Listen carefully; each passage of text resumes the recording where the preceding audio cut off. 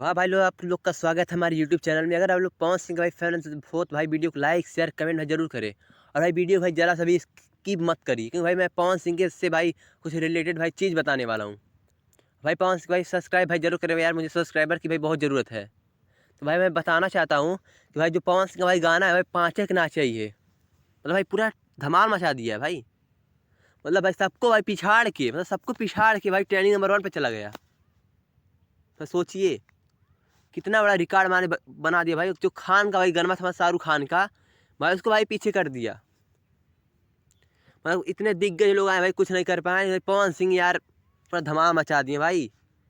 आज मेरा दिल इनसे भाई इतना खुश है, मैं क्या बताऊँ भाई। तो अगर भोजपुरी का अगर इनको किंग कोई है तो भाई पवन सिंह ही है। और भाई कोई किंग नहीं है भोजपुरी का, मैं इतना बस जानता हूँ। और कोई किंग उंग नहीं है भैया। भाई सोचिए शाहरुख खान के यार, मतलब वो यार बॉलीवुड की भाई, मतलब हाँ बॉलीवुड है ना, हाँ बॉलीवुड, हाँ हाँ बॉलीवुड की भाई।